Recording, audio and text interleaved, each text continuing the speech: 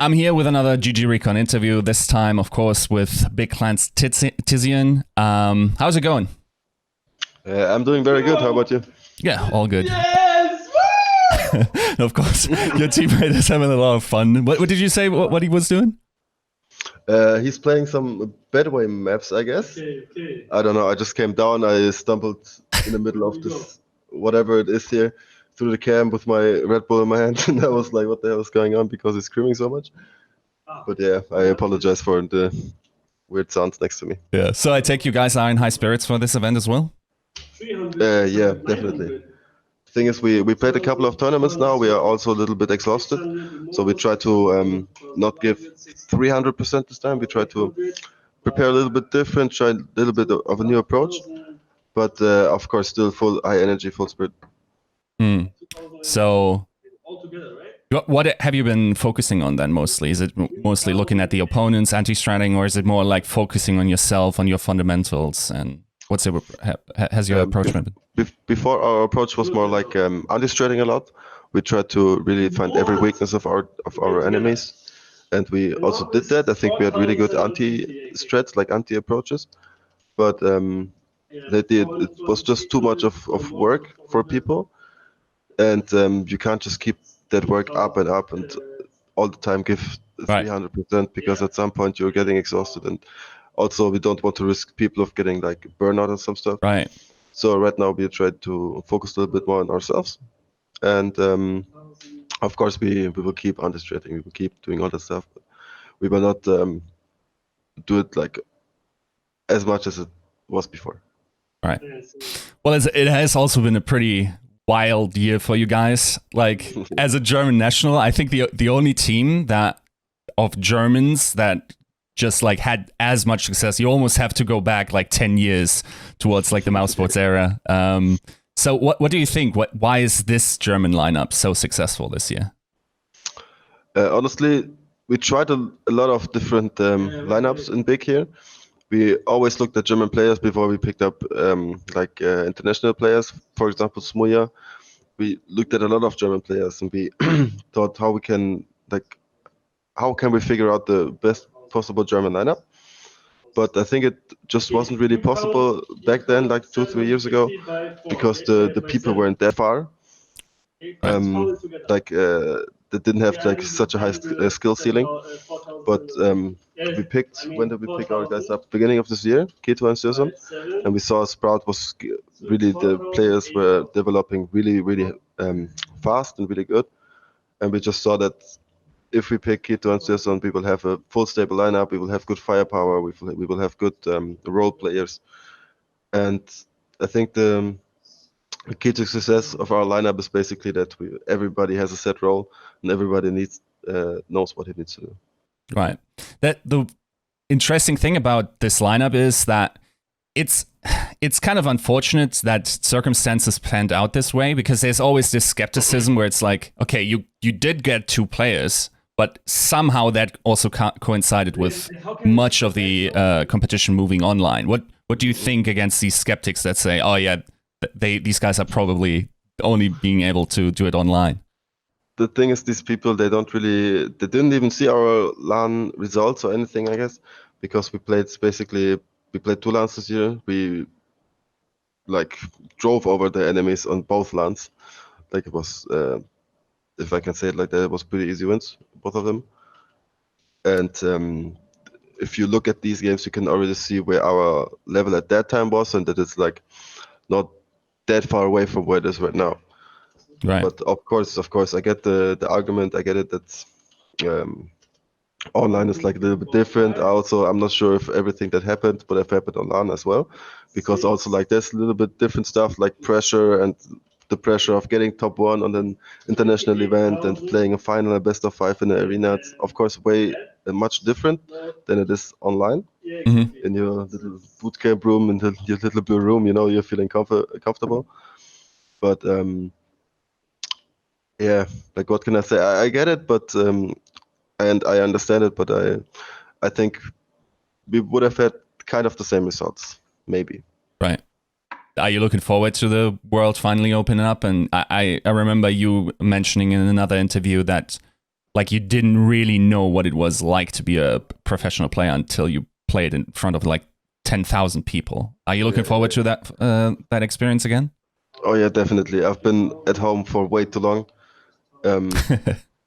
Usually I travel every 3 weeks or 2 or 3 weeks, depending on what the situation right now is.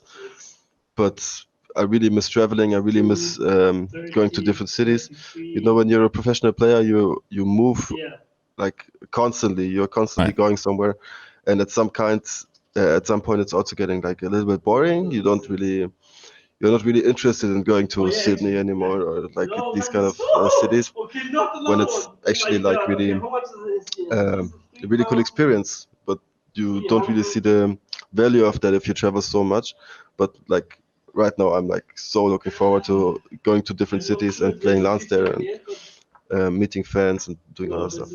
Right, that makes a lot of sense. Yeah. So let's go a little bit into this event and the games that are on the horizon for you guys. So the first match is of course against FaZe.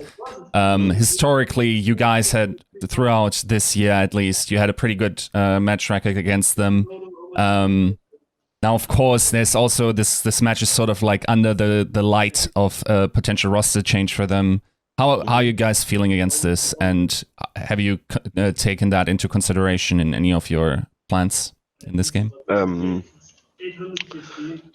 Yeah, like you said, like the matchup was always pretty like favorable for us, I guess.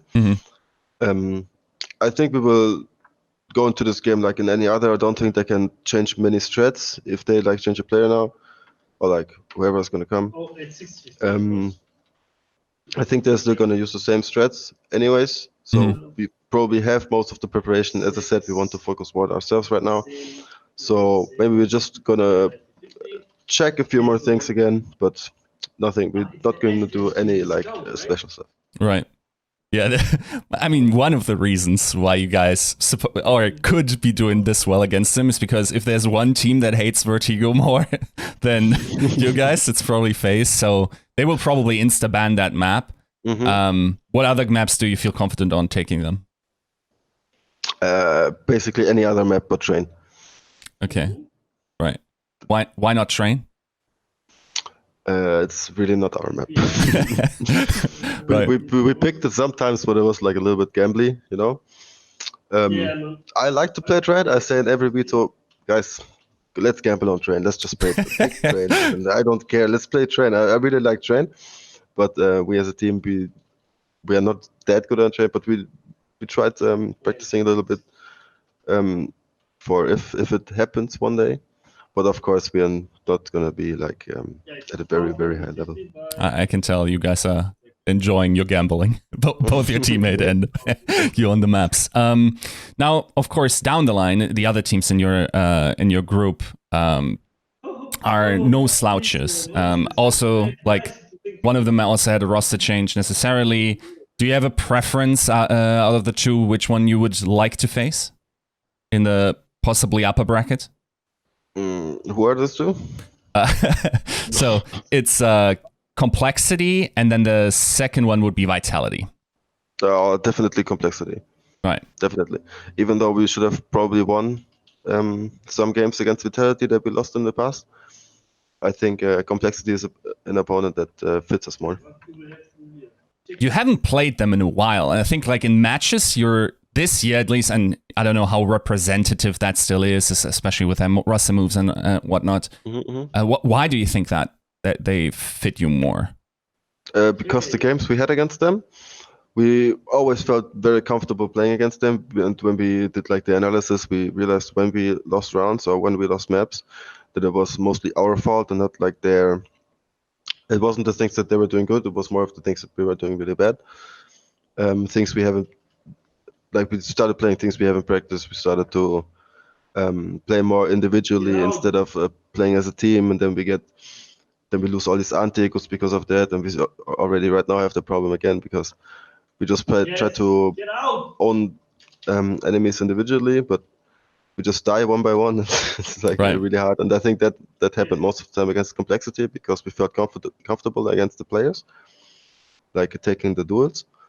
But we realized what the best approach against them is, and that's why I think they fit us more. Right. Now, of course, Vitality, I think you guys played them last week as like, and I mean, they had some individual monster performances once again, even though like Zawu, you kind of have to assume that he's going to do that.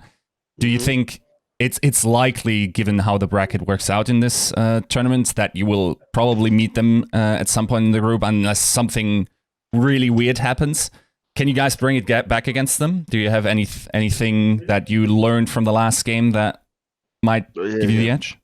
Definitely. The thing is, when we watch demos, like together as a team, we sit down here, we meet at 11 a.m. and we start watching demos over Discord. Our account is just streaming it, and we like one Vitality half took like 6 hours, just one half on one map. Yeah, wow. And we watched the whole demo, so we know what we did wrong, we know what they did good, we know how to fix a couple of things. Yeah. And I think that's the most important thing. If you lose games, you have to learn out of it. And every time playing against them, it's an experience, because they have also good antis. They use different weaknesses than other opponents. So I think anything can happen, and if it happens, I wouldn't be like sad or anything. Right. I would take them with open arms. Very good, very good. Then we say thank you for the interview. Thank you.